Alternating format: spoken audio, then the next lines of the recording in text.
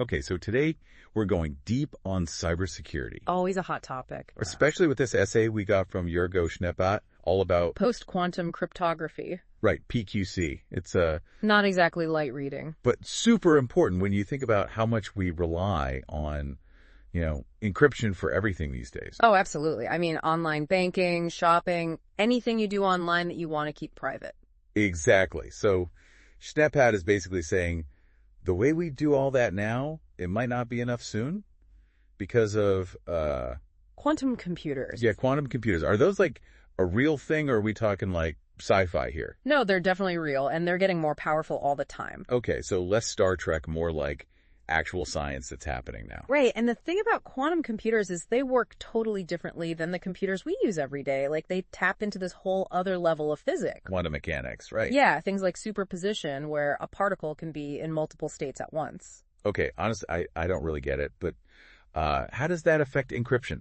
Well, think of it like this. The encryption we use now is like a really complex math problem that's the lock on your data. Okay. Our current computers would be trying to solve it like a regular puzzle, one piece at a time. But a quantum computer with superposition, it can kind of see all the solutions at once. So it's like they're cheating.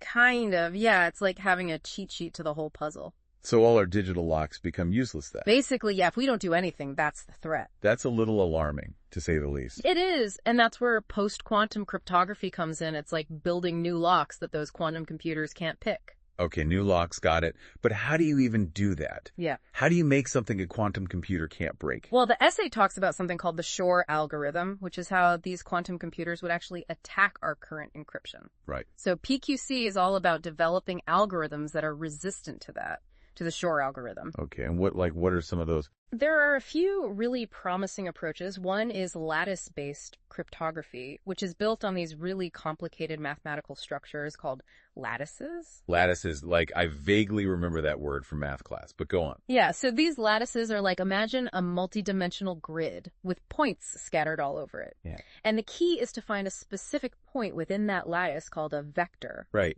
For a regular computer, it's already hard, but for a quantum computer, it should be easy, theoretically.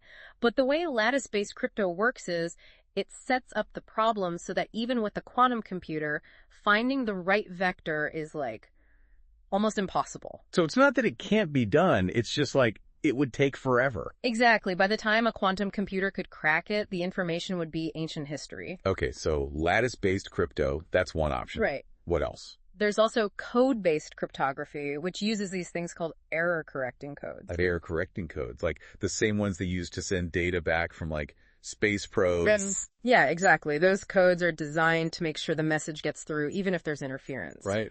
So with code-based crypto, you basically make a message so hard to decode without the right key that even a quantum computer would struggle. So it's like a secret language that only you and the recipient can understand. That's a good way to put it, and Schneepat actually talks about a whole bunch of other approaches, too. Oh, yeah? Like what? Well, there's hash-based signatures, multivariate polynomial systems, even something called isogenies of elliptic curves. Wow. Okay, so it's like the whole scientific community is trying to come up with a solution here. It's definitely a very active area of research, and there's actually a formal competition going on. Oh, really? Yeah, the National Institute of Standards and Technology, NIST, they're running a competition to standardize PQC methods. So it's like the Olympics of cryptography. I guess you could say that. That's cool. Yeah, and there are actually a couple of frontrunners already. Schneepat mentions Kyber and Lithium. Those are awesome names, like straight out of Star Wars or something. Yeah. I know, right? So those are the ones to watch then. They seem to be leading the pack, yeah, but it's not all smooth sailing, of course. Right. There have to be some challenges with all of this. Of course. I mean, one of the big ones Schneepat talks about is that some of these PQC methods, they require a lot of computing power. Okay. Which could be a problem for, devices like smartphones and things. Right, because we don't want our phones turning into like mainframe computers just to send a text. Exactly. And then there's the whole challenge of actually integrating PQC into, all the systems we already use, like the entire internet, basically. It's like we're trying to change the engine on a plane while it's still in the air. It's a pretty massive undertaking. Okay, so big challenges, but it sounds like this PQC thing, it's really important. It really is. I mean, think about it. all of our digital lives depend on secure encryption. Right. And if quantum computers can break that, well, that affects everyone. Yeah, true. Okay, so what can we do? I mean, it's not like I can build my own quantum-resistant encryption at home. No, you don't have to worry about that. The good news is there are people working on this. The experts are on it. That's good to hear. Yeah, the research is happening. The competition is running. So what we can do is stay informed.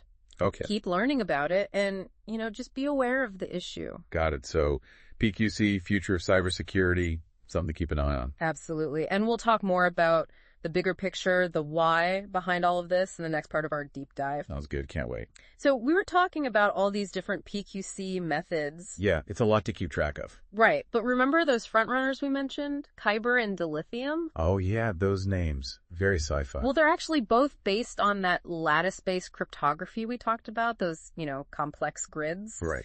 But they each have a different focus. Kyber is all about encryption and key exchange. Yeah. And dilithium is more about digital signatures. So like two sides of the same coin, both using lattices, but in different ways. Exactly. Yeah. So let's break those down a little more, starting with Kyber. Okay. So with Kyber, imagine you want to send a message to a friend, a secret message. Mm-hmm. You use Kyber to generate two keys. One is public. Anyone can use it to encrypt a message for you. Okay. And the other is private. Only you have it. And it's needed to decrypt the message. So it's like a mailbox. Anyone can drop a letter in, but only the person with the key can open it and read it. That's a great analogy, and the security comes from the fact that even with a quantum computer, it's practically impossible to figure out your private key just by knowing your public key. Oh, wow. It's like trying to make a copy of a key just by looking at the lock. Right. Okay, so that's Kyber. Now, dilithium, that's all about digital signatures. A signature, how does that work in the digital world? Well, think about how you sign a document, right? To verify it's really you. Yeah. Dilithium does the same thing, but digitally, it uses lattices to create this unique, unforgeable signature. Okay. So you can prove a message or a file really came from you and that it hasn't been tampered with. So it's like a digital fingerprint. Exactly. And like Kyber, it's designed to be resistant to those quantum attacks. Got it. So Kyber, encryption, dilithium signatures, both powered by lattices. That's the gist of it. But there are other methods too, right? Like what are some of the other ones that Schneppat mentioned? Right. So besides those two, we've got code-based cryptography. Remember that one with the error correcting codes? Oh, yeah, like from the space probes? Exactly. And then there are multivariate polynomial systems. Multivariate what now? It's basically about solving really complex equations, something quantum computers are supposed to be good at, but these systems are designed to be really, really hard to solve, even for them. Okay, so it's like using their own strengths against them. Kinda, yeah. And then there's hash-based signatures. Those have been around for a while, actually, but they're still considered pretty secure. So it's not just one solution. It's like a whole bunch of different approaches. Yeah, and that's why that NIST competition is so important. Right, the Cryptography Olympics. Yeah, because they're looking at all these different methods, trying to figure out which ones are the most promising, taking everything into account. Like what? Well, security, obviously, but also things like efficiency, how much computing power they need, how easy they are to implement. Right, because it has to be practical. Right. Like, we can't all become mathematicians just to send an email. Exactly. It has to work for everyone. Okay, so all this is great, but it does sound pretty complicated.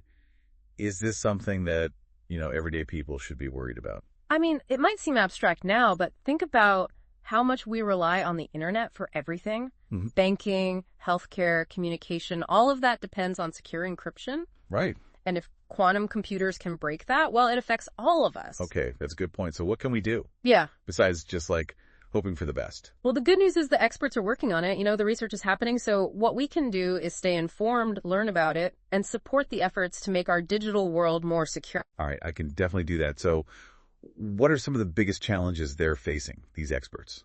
Well, one of the big ones is just the scale of the problem. We're talking about upgrading the entire internet, billions of devices. It's a massive undertaking. I can imagine. And then some of these methods, even though they're secure, they're still pretty resource intensive. They need a lot of computing power. Right, we talked about that, like smartphones and stuff. Exactly. And then there's the whole issue of key management. Remember those public and private keys? Yeah. Well, in PQC, those keys are much bigger. So figuring out how to store and manage all of those securely is a huge challenge. Wow. Okay, so it's not easy. Definitely not. And then, of course, there's the fact that quantum computers are also getting more powerful all the time. Right, so it's like a race against time. Exactly. It's a constant race to stay ahead of the threat. But, humanity has a pretty good track record of solving tough problems. That's true. So what are you most optimistic about when it comes to the future of PQC? Well, what gives me hope is the amount of collaboration that's happening. Researchers, mathematicians, governments, companies, all working together. That's good. Yeah, it's a truly global effort, and that's what it takes to solve a challenge like this. Yeah, that makes sense. So we've talked about the what and the how of PQC, but Schneppat's essay also hints at the why, like the bigger picture, the ethical and societal implications. Right, and that's actually what we'll explore in the next part of our deep dive. Sounds good. Looking forward to it. Okay, so we've been talking all about post-quantum cryptography, thanks to that essay by Jorgo Schneppat. PQC, yeah, it's been quite a deep dive. Right. We talk about quantum computers and all the different ways they could break the encryption we use now. Right, and all those new methods people are coming up with to try and stay ahead of the game. Exactly, like those lattice-based ones, Kyber and dilithium. Those were pretty mind-blowing. They're definitely front runners, but there's a lot of other research happening too. Yeah, and I think what's really interesting is it's not just about the tech itself. It's about what it means for society, for the future. Absolutely. Like, we've built this whole digital world on the assumption that our data is secure. Right. And now that's being challenged in a big way. Exactly. So we have to think about, okay, what are the implications of that, of this whole new landscape of encryption? You mentioned some ethical and societal stuff last time. Can we dig into that a little more? Sure. One of the big ones is privacy, right? I mean, stronger encryption is great for individuals. It protects our data. Yeah. But it can also make it harder for law enforcement, even with a warrant, to investigate crime. Right. So it's like balancing security with accountability. Exactly. And then there's the potential for PQC to be used for, even more powerful surveillance. Oh, like if governments or corporations got hold of this tech? Right. They could basically lock down information in ways we haven't even thought of yet. So it's not just about keeping data safe. It's also about making sure it doesn't end up in the wrong hands.